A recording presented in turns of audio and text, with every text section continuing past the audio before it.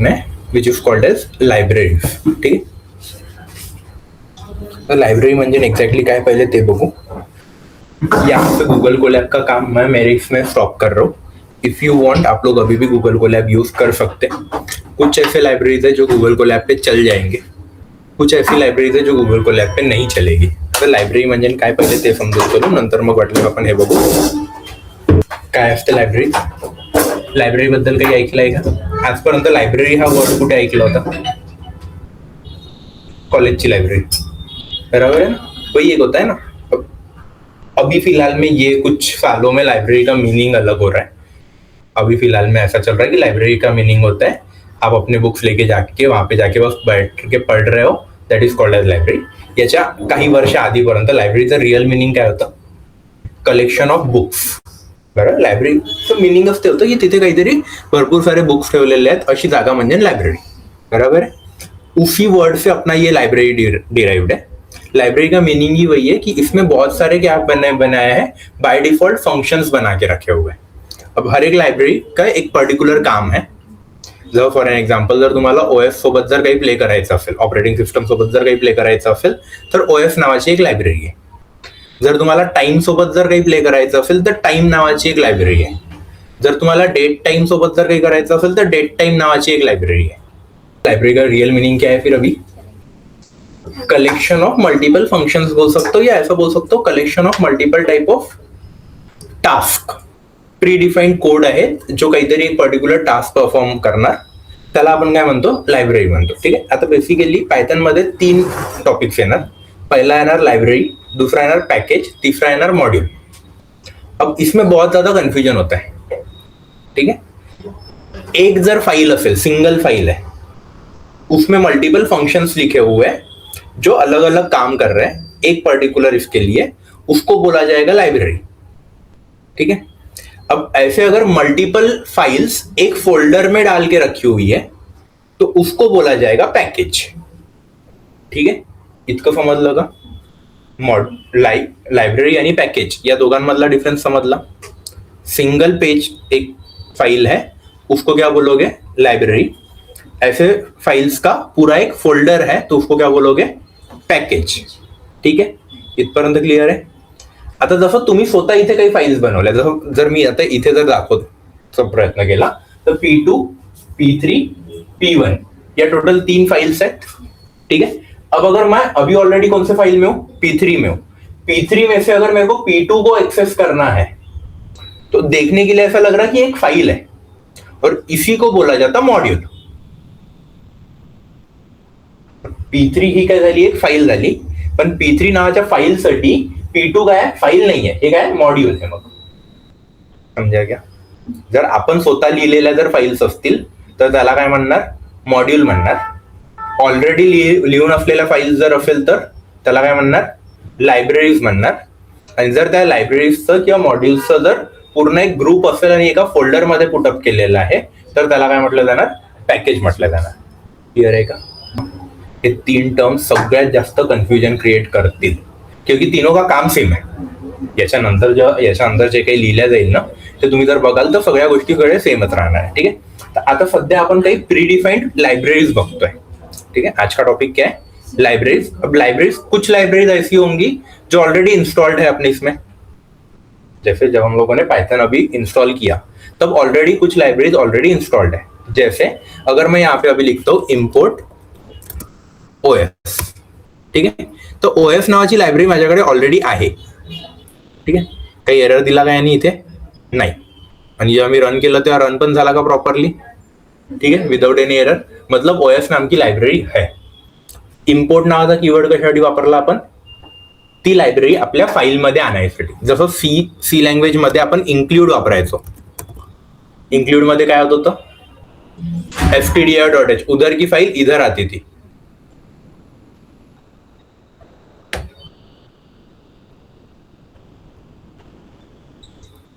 वैसे यहाँ पे इंक्लूड की जगह पे क्या आएगा? इम्पोर्ट आएगा. सिंपल है. समजलं. आता काही अशा लाइब्रेरीज आहेत जसं फॉर एन एग्जाम्पल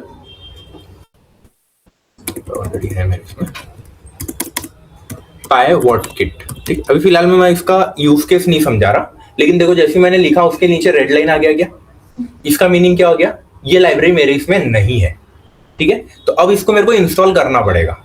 अब इंस्टॉल करने के 2-3 अलग अलग वेज है। पहला वे है, अगर आप लोग पाइचाम यूज कर रहे हो, वहां पे रेड कलर का बल्ब दिख रहा क्या, वो बल्ब पे जाओ, क्लिक करो, यहां पे लिखा हुआ आ रहा install package pivot kit, second वाला ऑप्शन,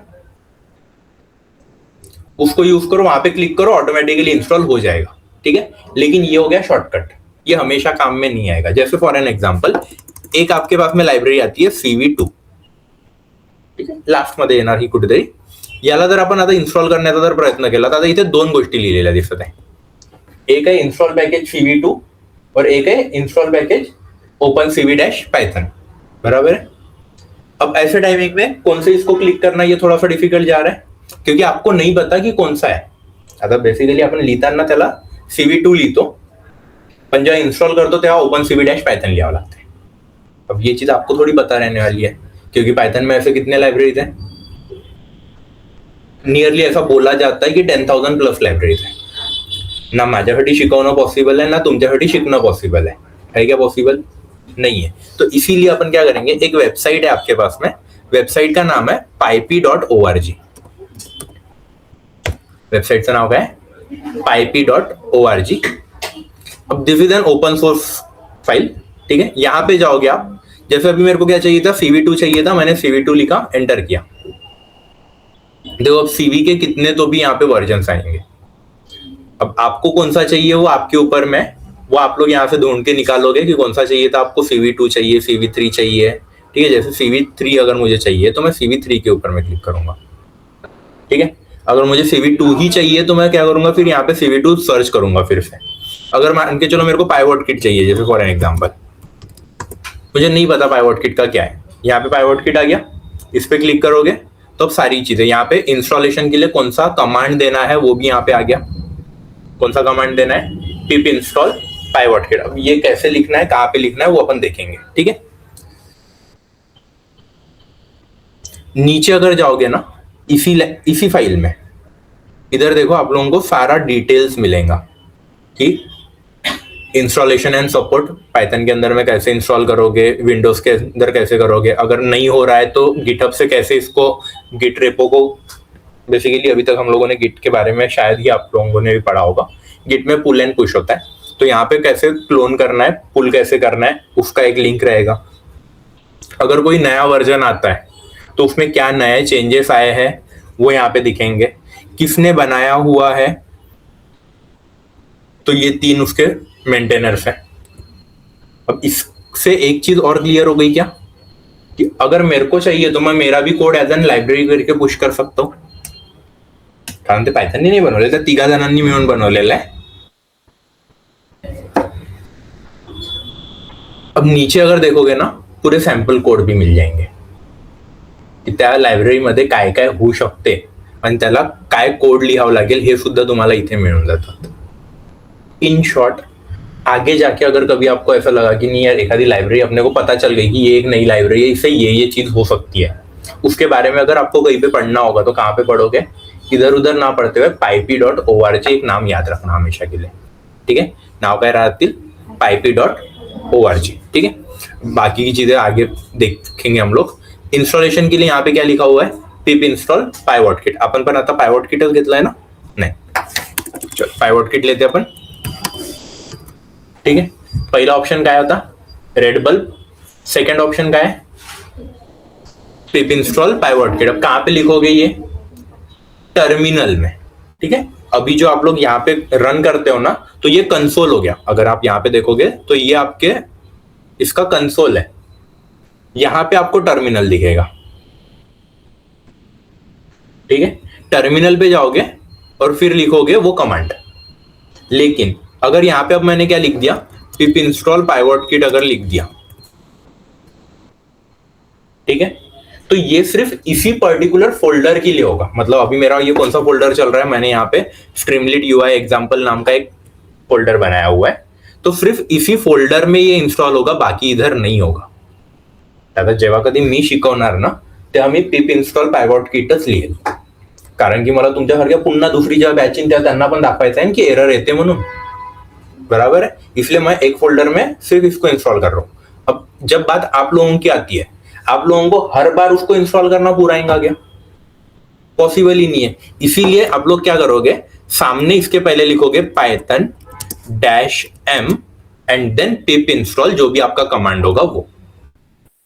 ठीक आहे, समजलं का डिफरन्स? समजला का? आता यांनी काय होणार, पायथन -m जर मी लिहिलं ना, तर आता हा माझ्या पूर्ण पायथन मध्ये इन्स्टॉल झाला. म्हणजे आजच्या आधी जितके फोल्डर्स मी बनवले होते सगळीकडे आणि आजच्या नंतर मी जितके फोल्डर्स बनविल त्याच्यामध्ये सब तरफ पाइवॉट किट इंस्टॉल होकर मिलेगा. तो इसके बाद में अगर मैंने कोई नया प्रोजेक्ट अगर बना लिया तो उसमें मेरे को फिर से पाइवॉट किट इंस्टॉल करने की जरूरत नहीं पड़ेगी. ठीक है, समझ में आ गया क्या? ह्या दोन गोष्टी समजल्या डिफरन्स. एक तीसरा और सबसे इंपॉर्टेंट पार्ट है जो आप लोगों को जब लाइब्रेरी आप लोग इंस्टॉल करते हो तब समझ के चलना पड़ेगा. आता काय होतं, आप लोगों ने एखादी प्रोजेक्ट बना लिया, हो सकता है आप लोगों ने बनाया numpy 13.3 के लिए, हो सकता है आप लोगों ने पाइवॉट किट का अभी का जो वर्जन है उसके लिए बना लिया. ठीक है, कुछ दिनों के बाद में फिर क्या होगा, इसका अपग्रेड आएगा. अब जब अपग्रेड आता है तब कुछ चीजें नई ऐड होती है. नए ऐड अगर होता है तो कोई दिक्कत ही नहीं है, लेकिन कुछ चीजें रिमूव्ह भी होती है. बरोबर आहे ना? जसं आता जेव्हा आपण पायवॉट किटचं जे हे बघितलं तेव्हा तुम्हाला इथे दिसलं की याची जी डिपेंडन्सी होती फ्लास्कवर ती रिमूव्ह झालेली आहे. पहिले बेसिकली असं होतं की तुम्हाला याच्यासोबतच फ्लास्कला पण इम्पोर्ट करावं लागत होतं. आता तुम्ही फक्त पायवॉट किट इम्पोर्ट केलं तरी होऊन जातं. ठीक है, एकदम नॉर्मल वर्ड में हो गया ये. अब वो चीजें फिर यहाँ पे चेंज हो गई, फिर क्या करोगे? आपको याद रहेगा क्या? नहीं. आप लोग जब भी इंस्टॉल करोगे नए में तब क्या होगा, फिर नया वाला जो भी लेटेस्ट वाला है वो इंस्टॉल हो रहा है. जसं आता मी जर इथे लिहिलं Python -m pip install pywhatkit, तर काय होणार, पायवॉट किटचा जो कोणता लेटेस्ट वर्जन असेल तो डाउनलोड होणार. ठीक आहे, जर मला जुने वर्जन्स किंवा एखादी स्पेसिफिक वर्जन जर डाउनलोड करायचं आहे तर मला इथे समोर डबल इक्वल्स टू आणि मग त्या वर्जनचा नंबर लिहावा लागेल. प्रत्येक लायब्ररीला एक वर्जन नंबर असतो, तो वर्जन नंबर मला इथे लिहावा लागेल की कुठला वर्जन मला डाउनलोड करायचा आहे तो. ठीक आहे, ये इंपॉर्टंट रहेगा, ये याद रहेगा. कशी ती पूर्ण स्ट्रिंग बनेल हे समजलं का? काय बनेल, पिप इंस्टॉल जो भी आपके इसका कमांड होगा वो. ठीक है, जैसे आप लोगों को अगर पाइवॉट किट करना है तो पाइवॉट किट, numpy है तो numpy है, pandas है तो pandas है, cv2 है तो opencv-python है. ठीक है, जर लक्षात नाही आलं तर काय कराल, रेड बल्ब वरून सजेशन घेऊ शकता. वहां से भी अगर ध्यान में नहीं आ रहा है तो pyp.org. क्लीन, समजलंय का? काही अशा लायब्ररीज आहेत ज्याच्यासाठी ऑलरेडी दुसऱ्या लायब्ररी सुद्धा लागतात. जैसे कोणतं घेतलं होतं रे, स्पीच रिकॉग्नायझेशन नावाची एक लायब्ररी आहे, त्याच्यासाठी पाय ऑडियो पहिलेपासून इंस्टॉल पाहिजे. अब इसका नॉलेज आपको कहां से मिलेगा, pyp.org से. ठीक है, तो फिर ऐसे टाइमिंग में आप लोगों को 2 या 2 से ज्यादा लाइब्रेरीज भी एक ही इसके लिए आप लोगों को इंस्टॉल करना पड़ सकता है. ठीक है, मोस्ट इंपॉर्टेंट. सर मैंने तो आपसे डायरेक्टली एक प्रोजेक्ट लिया, मुझे नहीं पता आपने कौन सा लाइब्रेरी यूज किया है, उसमें पता रहेगा क्या? नहीं. तो फिर मेरे इसमें वो प्रोजेक्ट रन होगा क्या? नाही. कोणी जर कॉलेज स्टुडंट असतील ना, सेकंड इयर थर्ड इयर, आणि जर तुम्हाला सिलेबसमध्ये पायथन असेल, तुम्हाला जर पायथनचं प्रोजेक्ट जर द्यायचं असेल कॉलेजला एज एन मिनी प्रोजेक्ट और एनी अदर थिंग, आप लोग क्या करते, गूगल पे जाते, एखादी प्रोजेक्ट डाउनलोड करते, इधर आके उसको रन करने का ट्राई करते और वो रन होता नहीं. बराबर. पाइथन में सबसे ज्यादा दिक्कत आती है कि लाइब्रेरीज ही नहीं मिलते. ठीक है, तो एक फाइल बनाना हमेशा आप ही के इसमें, जब भी आप लोग नया फोल्डर बना रहे हो ना, तो एक file banana, it is always a good practice. कौन से टाइप की फाइल बनेगी, ये नॉर्मल फाइल बनेगी, ये पाइथन फाइल नहीं बनेगी. ठीक है, इस फाइल को नाम देना requirements.txt. requirements.txt नाम का स्पेलिंग पढ़ लो. ठीक है, स्पेलिंग पण चुकली नाही पाहिजे, सेम स्पेलिंग असलं पाहिजे. ठीक है, मैंने यहाँ पे जैसे requirement.txt बना दिया, ऊपर देखो कुछ तो भी एक ब्लैंक लाइन आ गया क्या, रिक्वायरमेंट्स इज एम्प्टी. अब अगर मैं यहाँ पे लिखता हूं ना pywhatkit numpy pandas, basically हे ते लाइब्रेरीज आहे जे आपण शिकणार आहे. ठीक है, ओएस या मान के चलो हम लोग मैटप्लॉटलिब, बेसिकली मेरी इसमें मैटप्लॉटलिब है अभी फिलहाल, मैं इसको अनइंस्टॉल कर लूंगा. ठीक है, हाँ अनइंस्टॉल करना होगा तो यहीं पे वापस से पिप अनइंस्टॉल एंड अगेन वही सेम कमांड, जैसे अभी मेरे को मैटप्लॉटलिब अनइंस्टॉल करना है तो मैं यहाँ पे लिखूंगा पिप अनइंस्टॉल मैटप्लॉटलिब, ठीक है। यहाँ पे अब मैं लिख देता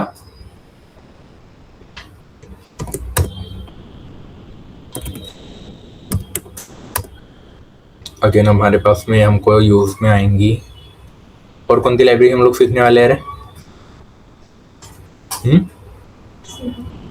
CV2 यूज काय तर इथे काय लिहावं लागेल मग ओपन CV डैश पायथन, ठीक है।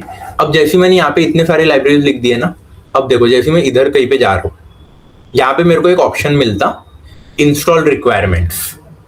अब अगर मैंने यहाँ पे क्लिक कर दिया,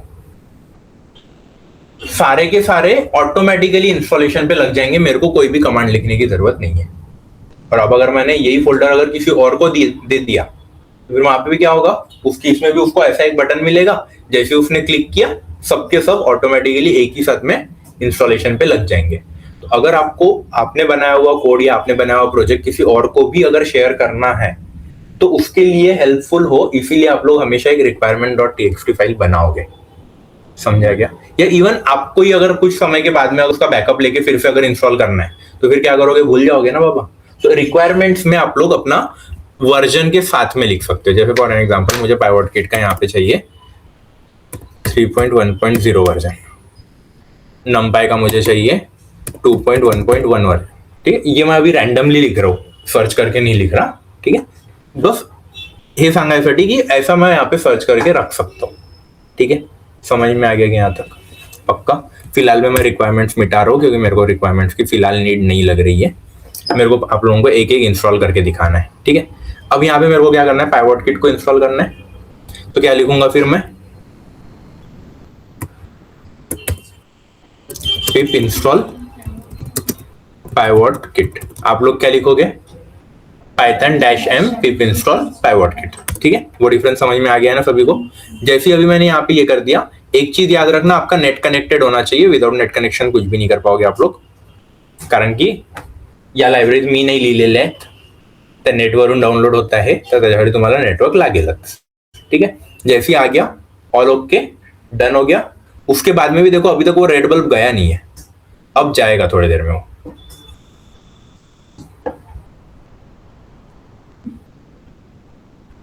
अजून वेळ लागेल त्याला, कारण की आता ते बॅकग्राऊंड मध्ये इंडेक्सिंग वगैरे चालेल, ती लायब्ररी आपल्या याच्यात येईल, त्याच्यानंतर मग तो आरामात जाईल, ठीक है।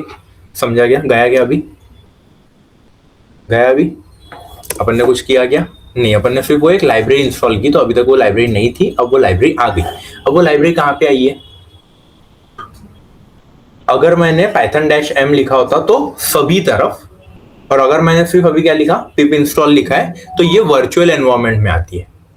यहाँ पे वर्चुअल एनवायरनमेंट दिख रहा होगा ना आप लोगों को, तो ये वर्चुअल एनवायरनमेंट बेसिकली लाइब्रेरीज के इंस्टेंस को ही स्टोर करने के लिए होता है, तो इसमें आता है लाइब्रेरीज, इसके अंदर में लाइब्रेरी, और इसमें कहीं पे तो भी आपको अभी पाइवट किट भी मिल जाएगा।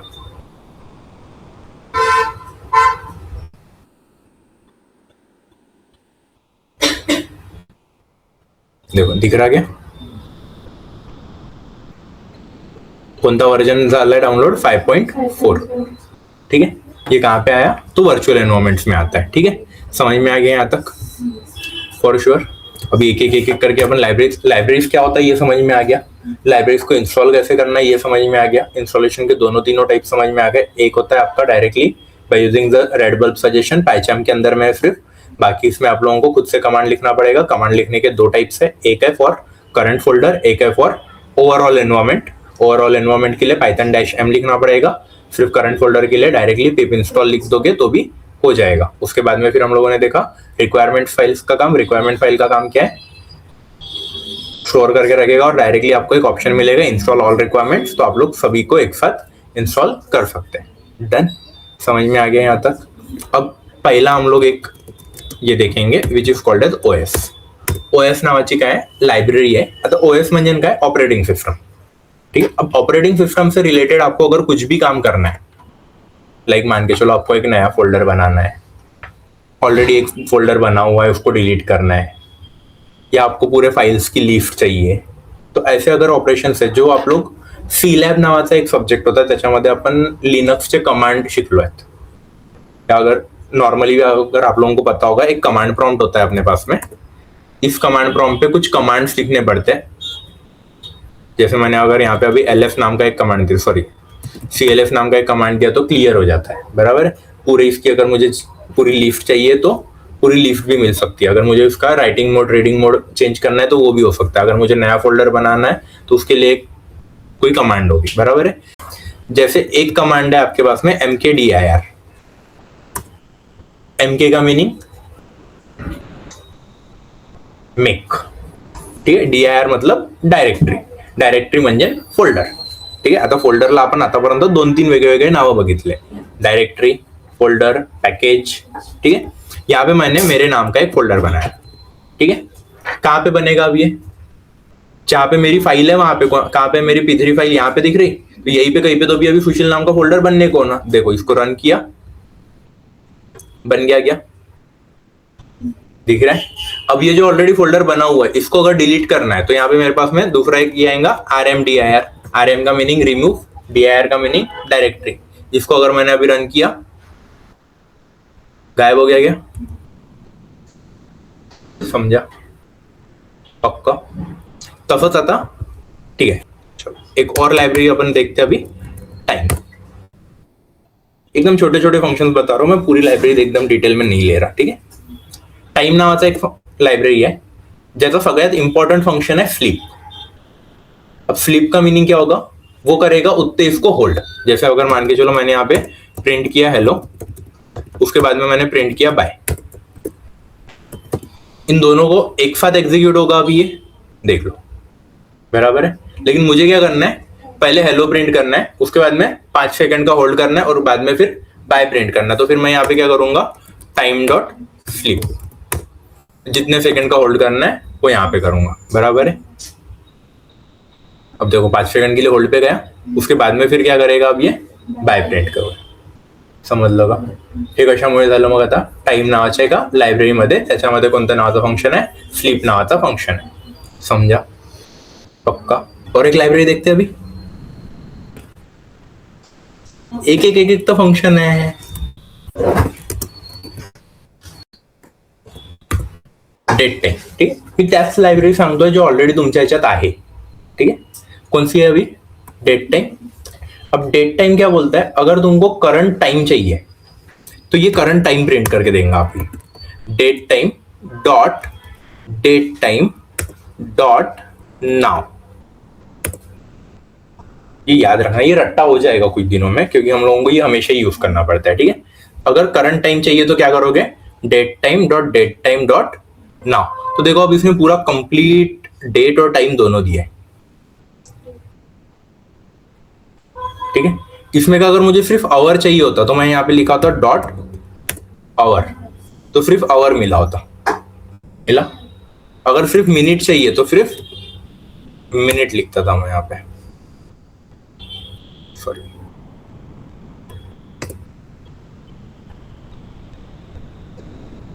आ गया, समझ लगा? डॉट डेट अगर मैं लिख दूं तो सिर्फ आज की डेट। डॉट टाइम लिख दूं तो करंट टाइम, बराबर है, समझ लगा? याचे मल्टिपल मॅन हे समजले कोणते कोणते होते मग, date time dot now, dot hour है, मिनट है, टाइम है और डेट है, सेकंड नहीं है, ठीक है। समझ में आ गया? इतना कर पाओगे? अब एक लाइब्रेरी वो बता रहा हूं जो आपके इसमें ऑलरेडी नहीं है, विच इज कॉल्ड इम्पोर्ट pyttsx3। अब इसका फुल फॉर्म है, py का meaning py, text to speech conversion version 3। ठीक, अब टेक्स्ट टू स्पीच कन्वर्जन से नाम से ही समझ में आ रहा है क्या करने वाला है, अपन टेक्स्ट देने वाले हैं, वो अपने को ऑडिओ देने वाला है, बराबर है, समजलं? मग काय द्यावं लागेल, याला टेक्स्ट द्यावं लागेल, त्याच्याकडून त्याला आपल्याला बोलून घ्यावं लागणार है, ठीक है। एकदम बेसिक बता रहा हूँ, पूरा डेप्थ में नहीं बता रहा हूँ। अब तो पहले इसको इंस्टॉल करना पड़ेगा, इंस्टॉल आहे का ऑलरेडी? नाही। आता रेडबल वरून करू, ते एक मेथड झाली होती ना आतापर्यंत, काय करावं लागेल, खालती पिप इन्स्टॉल pyttsx3, या फिर यहाँ पे आके क्लिक कर लो। मैंने अब यहाँ पे आके क्लिक कर लिया, देखो नीचे इंस्टॉलिंग पैकेज करके लिख के आ गया। यहाँ पे अगर क्लिक करके देखोगे तो आपको दिख भी जाएगा क्या क्या चल रहा है। PyWin32, PyPWin32, कॉम टाइप्स आणि PyTTFX3 असे टोटल किती 3-4 लायब्ररीज इथे इन्स्टॉल होत आहे। या सगळ्या लायब्ररीज आता इथे इन्स्टॉल होऊन जाते। ठीक है, अपन लाइब्रेरी बोल रहे हैं, ठीक है, उसके हिसाब से वो उसको पैकेज ही बोलेगा। हो गया, पैकेज इंस्टॉल सक्सेसफुली निकल गया। अब ऐसा बोला जाता है जो टेक्स्ट टू स्पीच कन्वर्जन है, it's an machine, it's a machine. अब मशीन के 3 रोल होते हैं। मशीन को पहले स्टार्ट करना पड़ेगा, मशीन को इनपुट देना पड़ेगा और मशीन से आउटपुट लेना पड़ेगा। ठीक आहे, हेच असते ना जनरल। जर आपण कुठली जर मशीन जर बघतो म्हटलं तर text to speech conversion is an machine और can say it's a programme.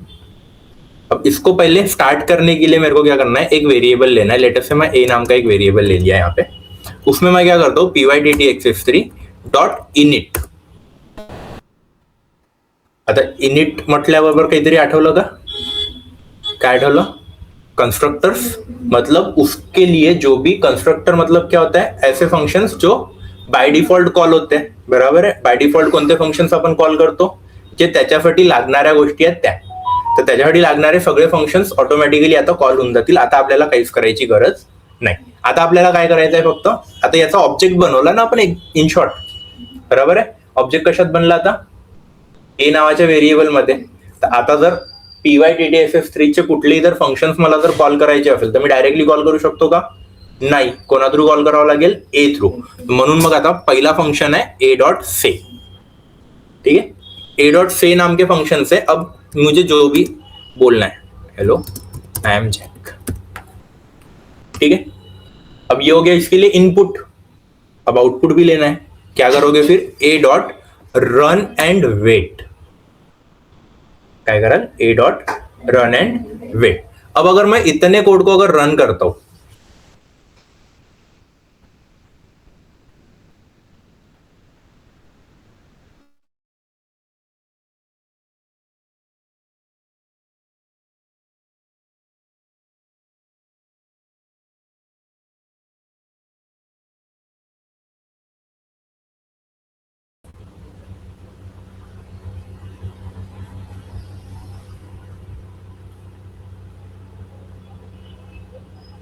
Hello, I am Jack.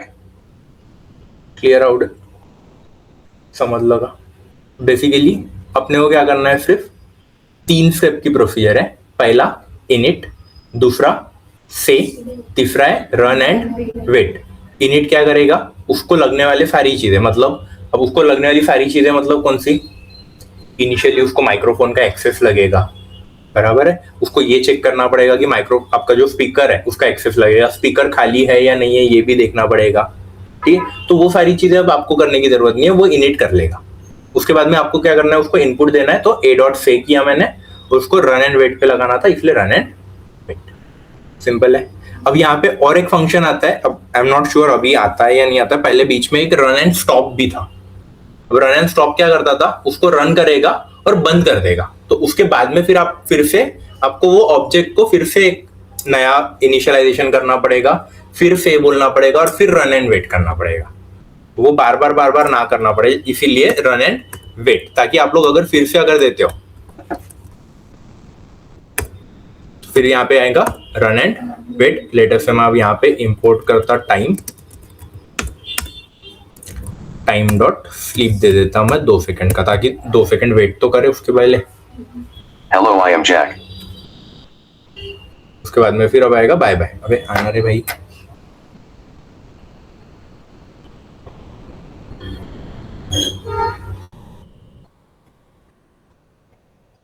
Hello, I am Jack.